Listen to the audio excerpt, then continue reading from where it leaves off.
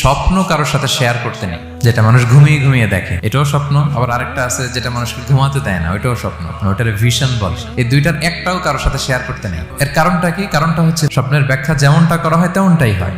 আপনি একটা স্বপ্ন দেখলেন, একজনকে একটা বললেন, সে হুট করে একটা ব্যাখ্যা দিয়ে দিল, ওইটাই হয়ে যাবে। এটা আপনার জন্য ভয়ঙ্কর হয়ে যেতে পারে। এক লোক এসে মুহাম্মদ ইবনে সিরিনকে বলল যে আমি দেখলাম আমার ছেলে পানি খেতে খেতে পেটটা এত বড় হয়ে গেছে।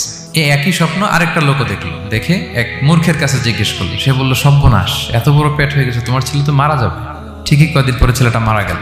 আর একই স্বপ্ন দেখে এই লোক মুহাম্মদ ইবনে সিরিনকে জিজ্ঞেস করেছিল, উনি বলেছেন যে তোমার ছেলে তো অনেক বড় আলেম হবে। ঠিক তাই হয়েছে, ওই ছেলে অনেক বড় আলেম হয়েছে। এই ভিশনও শেয়ার করা যাবে না কারোর সাথে। বিশাল বড় একটা কিছু প্রজেক্ট নিছেন, শুরু করার আগে আপনি বলে ফেলছেন, শেষ, আর এটা হবে না।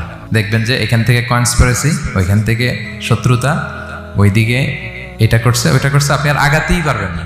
সো স্পেশালি যদি কোনো ভালো স্বপ্ন দেখেন, এট দ্য সেম টাইম খারাপ স্বপ্ন যদি দেখেন, এটা আপনি শেয়ার করবেন না কারোর সাথে। কারণ স্বপ্ন এটা কেবলমাত্র মন মস্তিষ্ক প্রসূত কোনো বিষয় না। মুমিন জীবনে এটা অনেক অর্থবহ। মাঝে মাঝে স্বপ্নের মাধ্যমে আল্লাহ মানুষকে বার্তা দেয়, ইলহাম পাঠায় স্বপ্নের মধ্য দিয়ে। যার জ্ঞান নেই বা ব্যক্তিগত জীবনে পাপী, ভালো মানুষ নয় বা হিংসুক টাইপের, এদের কাউকে আপনার কখনো স্বপ্ন শেয়ার করবেন না। ভালো স্বপ্ন দেখলে শুকরিয়া করবেন আল্লাহর, আলহামদুলিল্লাহ, আল্লাহ কবুল করো। খারাপ স্বপ্ন দেখলে পানাহা চাবেন আল্লাহর কাছে।